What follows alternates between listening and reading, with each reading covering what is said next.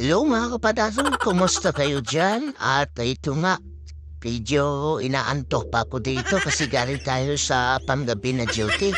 Habang tayo ay nagmumukmuk at natutulog pa. Samantala naman, ang nasa Pilipinas naman ay talaga naman ang ganda ng paligid na makikita natin dahil sa Kapaskuhan. Tapos kami itong mga OFW ay nagmumukmuk at nagmuni-muni lang kung ano lang nasa isip namin kaganapan sa Pilipinas. Ay napakasarap talaga magpasko sa Pilipinas. Ang gaganda ng paligid at ang simoy ng hangin talagang ramdam na ramdam mo. So talaga sa guys, magandang gabi sa akin lahat. At bago na yung itsura natin. Merry Christmas pala. Binabati ko lahat. Maligayang Pasko sa ating lahat. At ngayon, kagigising lang natin. Tatapos lang din natin maligo. So, dahil wala namang Pasko dito, may pasok kami maya-maya. Pupunta tayo sa isang sikat na brusted dito. So, kakain lang tayo sa may brusted. Kasi naman, bibili sana tayo ng pagkain na yung may rice. Kaso nga lang, dito na lang tayo sa may brusted. Malayo kasi yun. So as usual, dito lang yan, malapit sa amin. Merry Christmas pala sa inyong lahat. Minamahal ko. Merry Christmas. At sana masaya kayo sa pagdiriwang ng Kapaskuhan ngayon o mamaya. Sa akin mahal sa buhay, Mama, Papa, Merry Christmas, I love you. Alam niyo naman kung gaano ko kayo pamahal. At pagsisikapan kong maibigay ko lahat sa inyo. So, sa mga kapatid ko, maligayang Pasko. Kay Kuya, kay Ate, I love you sa lahat. At sana maging masaya kayo sa Kapaskuhan ko. Pasensya na dahil wala naman ako may bibigay sa inyo sa ngayong Pasko. Dahil alam niyo naman yung sitwasyon ko ngayon. So, sa aking nag-iisang anak, Merry Christmas, I love you na. Kahit hindi na tinatawag ito agad. Papa, kumusta? Okay lang yan. At sana ma-enjoy nyo ang. So, okay lang si Papa dito. Kakayanin at kakayanin ni Papa. Nagpalisyon na lang. So, maligayang Pasko sa lahat sa mga kaibigan ko, sa mga relatives ko, sa mga kakilala ko. Maligayang Pasko sa inyo lahat. At nandito nga tayo dito sa ulit ng Brosted. Ayan. Brosted kasi ang tawag dito. So, wide regular.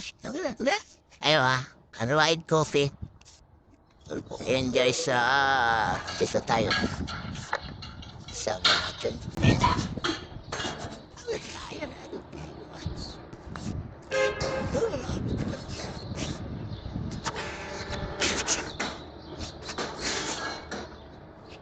Kanilang chicken.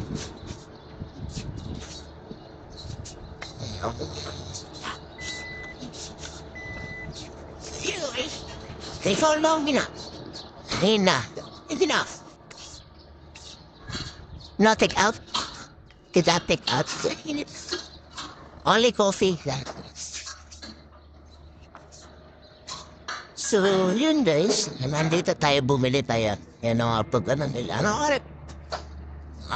Question it. Talaga pa.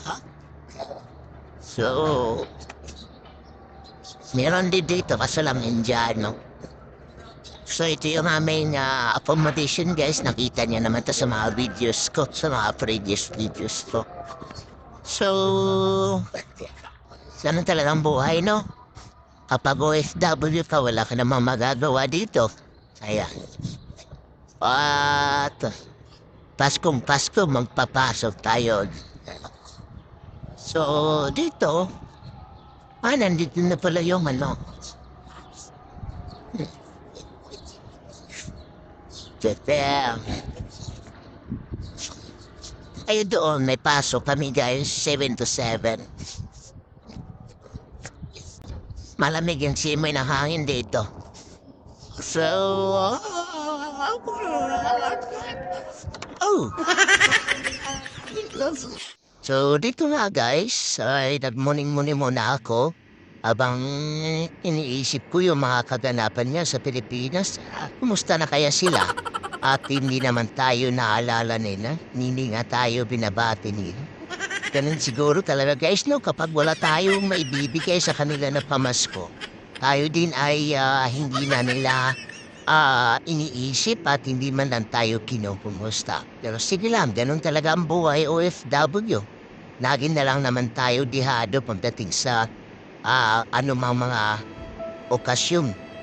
Pero kapag kailangan nila ng tulong, kailangan nila ng pera, nako, mabilis yan makipag-communication sa'yo. Mabilis yan mag-chat, mabilis yan mangungulit sa'yo. Kaya may kailangan sila sa atin. Pero gano'n naman ang ating papel bilang isang OFW. Wala naman tayong magagawa dito guys. Kundi ay didibdibin na lang natin.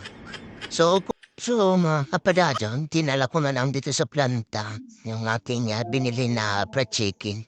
At dito nga nabumpisa na magiging emotion ako dito dahil naalala ko talaga sila nanay, sila tatay, mga kapatid ko, mga pinsan, relatives niya.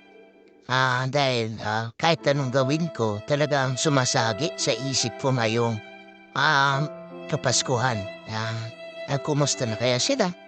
Tayo ito pumapasok. Pero ganun talaga, kaya tuloy-tuloy lang. At hindi ko rin naubos kasi yun nga medyo naidiing emotional ako dito. Kaya tinakpan ko na lang at tinago ko na lang, saka ko na lang kakainin to. Kasi hindi ko talaga kayang lunukin yung pagkain dahil umano yung dibdib ko. Sobrang nasasaktan ako sa mangyayari. Ito magpapasko tayo pero nandito tayo sa trabaho. So yun, medyo napaluha-luha na ako dyan. Pinatay ko na lang yung live ko kasi naiiya ako sa mga viewers. Pero maraming salamat sa lahat, mga kapadadon. At sana masaya tayo sa Paskong ito kahit saan man tayo sulok ng mundo. Tuloy pa rin makikibaka, tuloy pa rin ang ating pangarap sa buhay.